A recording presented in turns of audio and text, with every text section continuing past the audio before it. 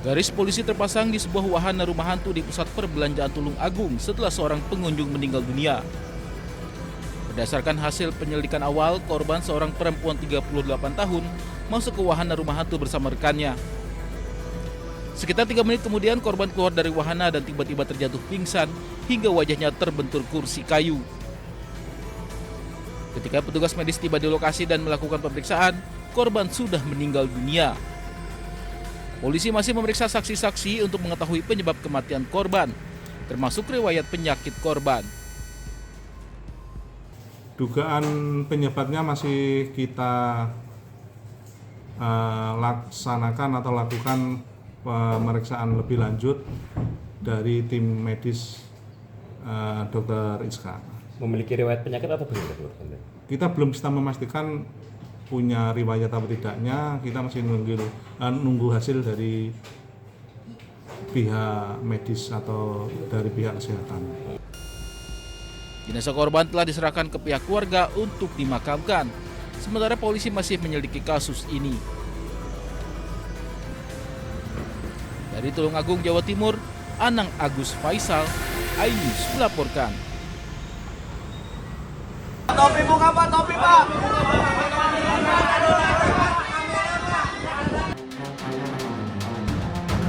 Tim 9 Kejaksaan Agung menetapkan Nurman Herin sebagai tersangka dalam kasus tindak pidana pencucian uang yang juga melibatkan mantan Jampitsus Febri Adriansyah. Nurman Herin menjadi tersangka setelah diduga ikut serta dalam kasus yang menyeret Febri. Nurman diketahui merupakan teman kuliah dan menjadi orang kepercayaan Febri saat menjabat Jampitsus. Nurman Herin akan ditahan di Rumah Tahanan Kejaksaan Negeri Jakarta Selatan untuk 20 hari ke depan. Dengan pertimbangan dua alat bukti, dari tim 9 menetapkan tersangka NH terkait dugaan turut serta tindak pidana pencucian uang yang mulai hari ini akan ditahan di Rutan Kejaksaan Negeri Jakarta Selatan untuk 20 hari ke depan. Sebelumnya, Febri Adriansyah juga telah ditahan untuk 20 hari ke depan di Rutan KPK. Saat keluar dari Kejagung, Febri tidak menggunakan rompi tahanan dan tangan tidak diborgol. Pada perkara ini, Kejagung menerima 2 tersangka yang dialihkan dari Polda Metro Jaya. Don Rito dari pihak swasta dan mantan Jampitsus Kejagung Febri Adriansyah. Kejagung mengusut total 4 sprindik pelimpahan dari Polri. Terbaru, tim 9 menerbitkan sprindik baru terkait TPPU temuan emas 74 kg dan uang ratusan miliar rupiah di rumah Febri di Sentul.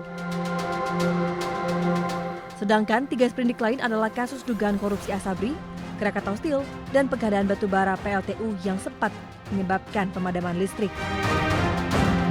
Tim Liputan iNews melaporkan.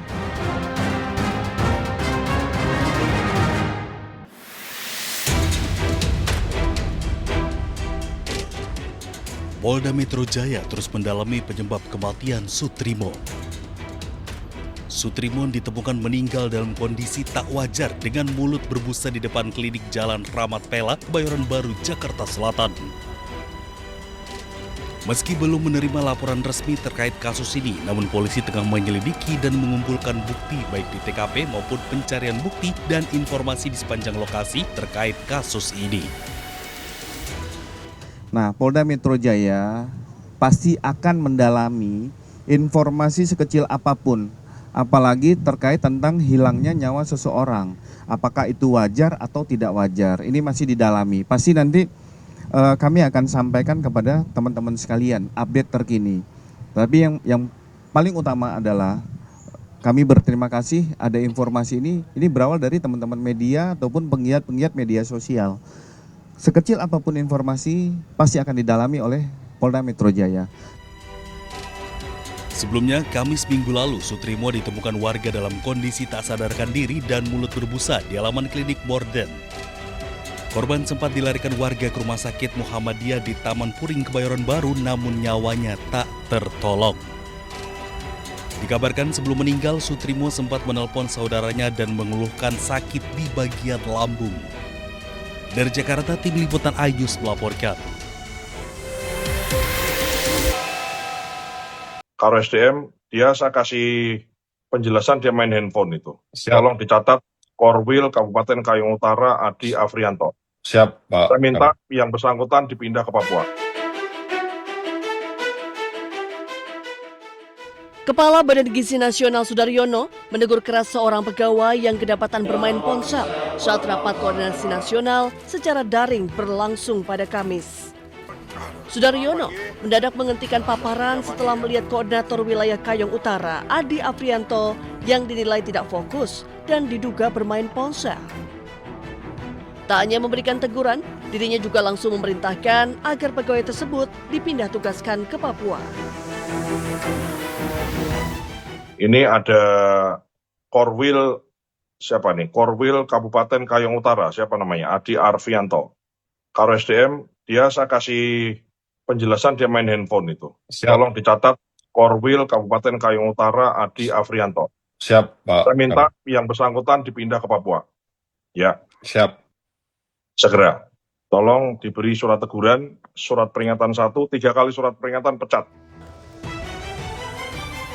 Setelah memberikan teguran, Sudaryono juga meminta seluruh jajaran BGN lebih disiplin dan profesional mengikuti jalannya rapat.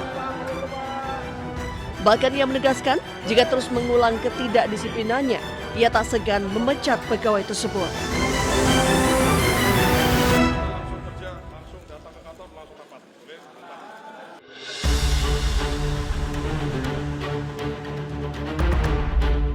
Kamis siang, Mahkamah Konstitusi memutuskan mengabulkan sebagian gugatan uji materi program makan bergizi gratis yang diajukan Yayasan Taman Belajar Nusantara bersama 6 pemohon lainnya. Dalam putusannya, MK memerintahkan anggaran program makan bergizi gratis harus dipisahkan dari anggaran pendidikan paling lambat di APBN 2028. Mahkamah Konstitusi tegaskan makan bergizi gratis bukan bagian dari komponen utama biaya operasional penyelenggaraan pendidikan.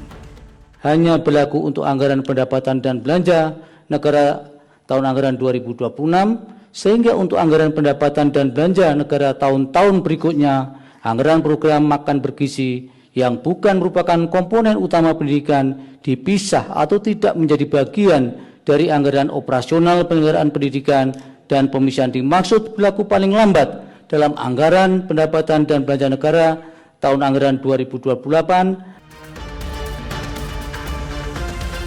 Pemerintah mengalokasikan anggaran pendidikan Rp769,1 triliun atau sekitar 20% APBN di 2025. Dari jumlah tersebut, Rp223,6 triliun dialokasikan untuk program makan bergizi gratis bagi peserta didik. MK menilai anggaran pendidikan 20% dari APBN seharusnya diprioritaskan untuk komponen utama pendidikan yang berkaitan langsung dengan penyelenggaraan pendidikan. Dari Jakarta, tim liputan iNews melaporkan. Kami juga sudah mendapatkan informasi bahwa MK mengambil sebuah keputusan, tapi memang yang pertama karena kami posisi sedang di luar kota secara resmi, kami belum menerima salinan keputusan tersebut, dan tentu saja karena apapun keputusan MK tentu kita hormati, nanti akan kita pelajari, karena bagaimanapun kalau berkenaan dengan masalah anggaran tentu kita tidak berdiri sendirian, karena anggaran itu kan kita susun juga bersama-sama dengan teman-teman kita di DPR. Jadi mohon waktu.